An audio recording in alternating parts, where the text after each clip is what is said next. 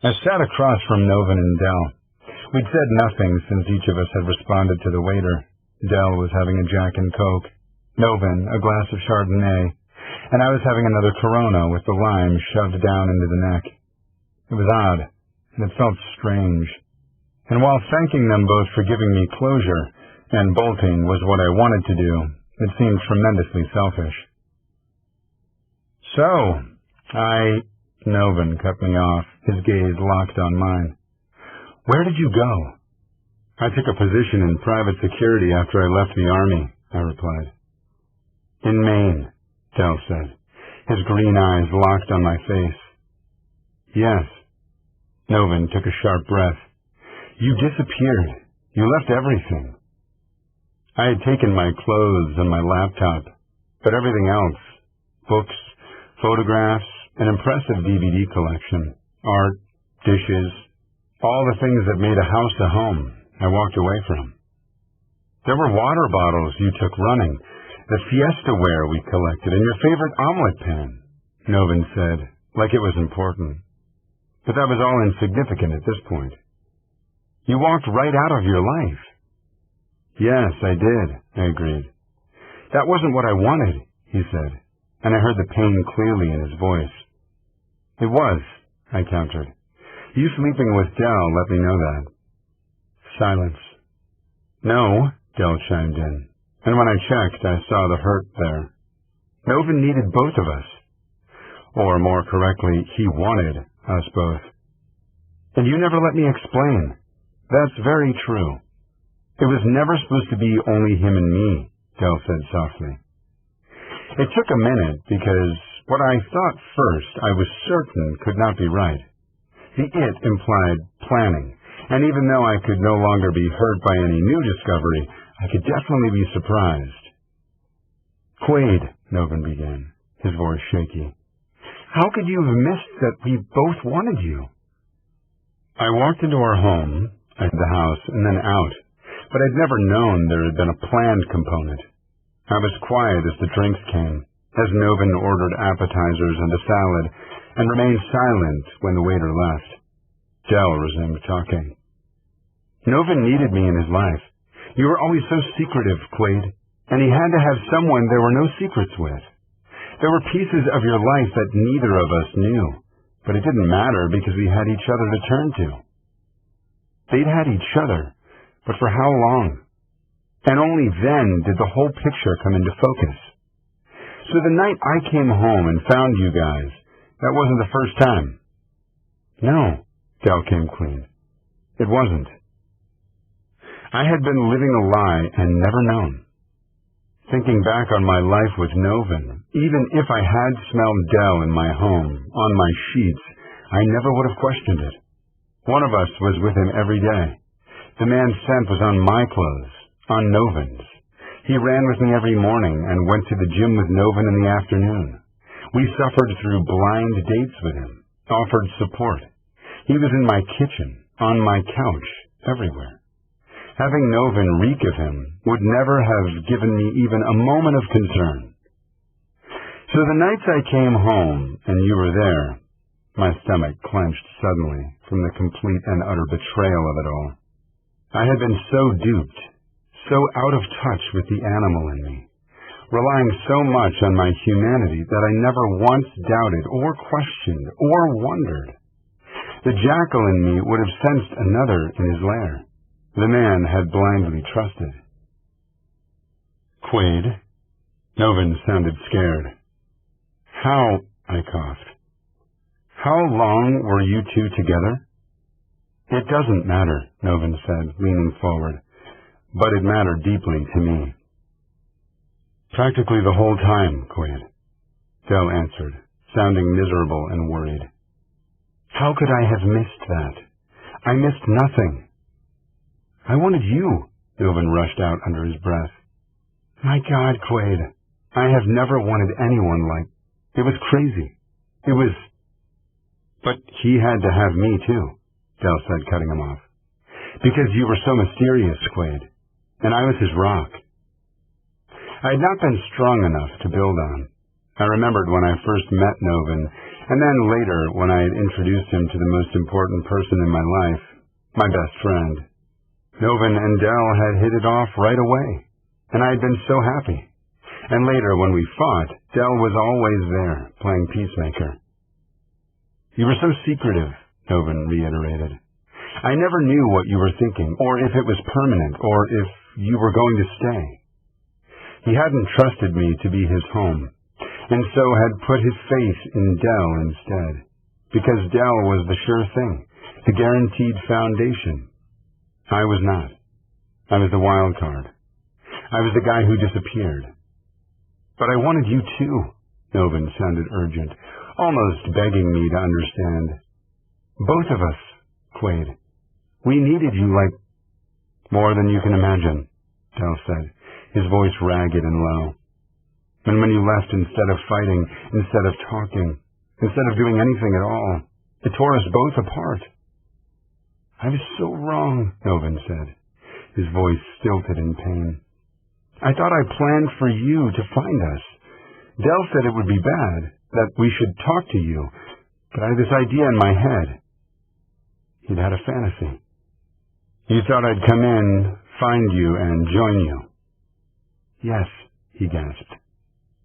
And I'd been annihilated because I'd loved them both more than anyone. Together they were all I needed, my great love and my best friend. They had been my whole life. They had been my home. They had been everything. I thought I knew you, Novin said. But he never had. I'm so sorry we didn't tell you. Novin sucked in his breath, reached across the table, and grabbed my hand tight. And I'm sorry you found out like you did, but for fuck's sake, Quaid, haven't we been punished enough? What? I was lost. Punished? People get second chances all the time. I don't understand. Del leaned forward. You're back, aren't you? You're home.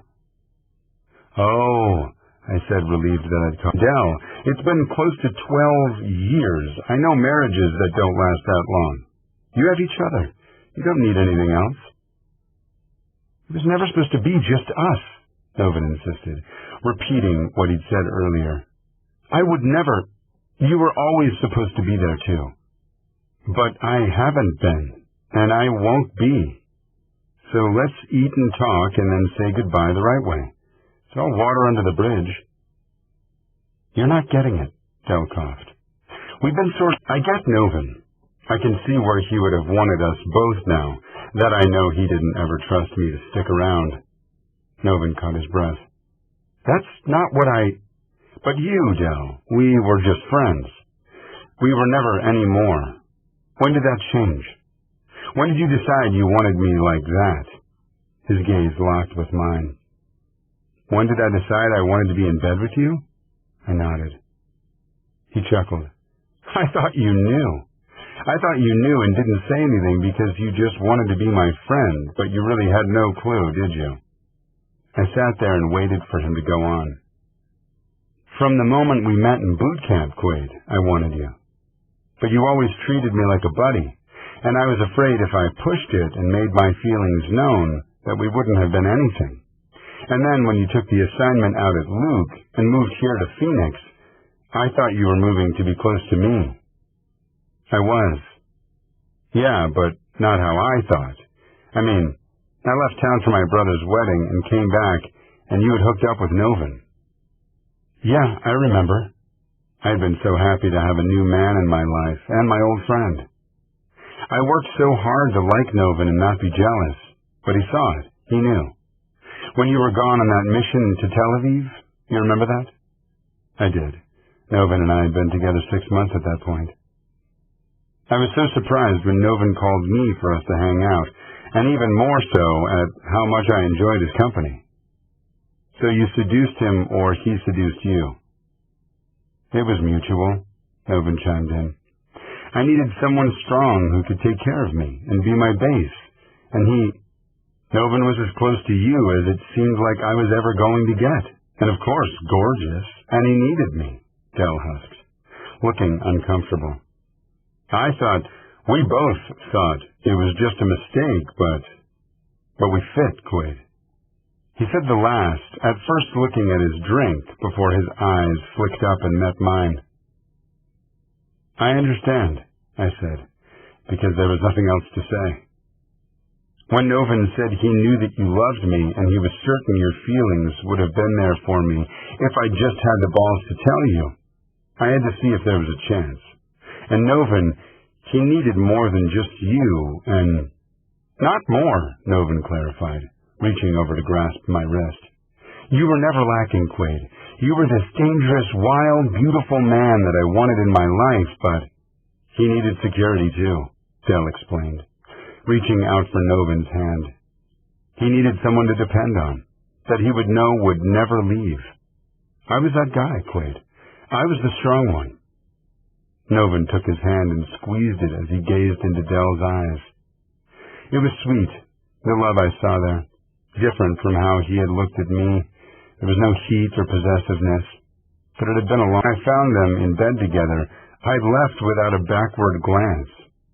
Maybe I was a runner. Maybe I had no home and no one who trusted me. But then, Roman. And even though I had been planning to leave him, it was for his own good, not mine. If I could have my heart's desire, I would live with him for the rest of my life. So perhaps Roman Howell was really the only one who knew me at all. Quaid, Novin began. Please, just listen to... Here you are. The hand on my shoulder accompanied the words, and when I lifted my head, answering Novin grace became moot. Roman Howell was there beside me, smiling, and everything settled in my chest and made sense. Novin and Dell had never been the home for me that this man was. I stood up so I was towering over him, and the way he was looking at me was complete and utter adoration and lust. If I didn't already know, I would have right then. His heart belongs to me. You always interrupt me when I'm talking, I said instead of anything else. He cleared his throat. I interrupt before someone touches you, because I hate that. Oh. Yes, he uttered on an exhale, staring up into my eyes. Quaid? It took a lot of concentration to look away from Roman's loving gaze and return my focus to this. Novin and Dell were explaining to me that they were together almost the entirety of my relationship with Novin, not just the one time I discovered. Roman's eyes went big and round, and he said, Oh, well, that certainly explains things. Oh? Novin asked snidely. What precisely does it explain? Well, I was saying earlier to Quaid on the phone that with him being gone so often when he was in the Army, that you were probably lonely and you needed someone with you, and that Mr. Irving, being Quaid's friend, and certainly a kind and decent man himself, would have fit the bill. Novin was startled, and it showed. Dell flopped back in his chair, clearly dumbfounded. But I figured you finally broke up. I assumed it was only the once. I'm at a loss to explain more than one gross lapse in judgment. Who are you? Novin recovered enough to ask. I'm Roman. But what are you to Quaid? He's my mate. I groaned under my breath.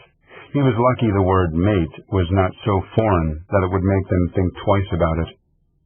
Wait, Dell interrupted. You don't expect us to believe that you and he are together, do you? No, I don't, I informed him. Because it's a brand new thing, but I assure you that we are most definitely together. Yes, we are.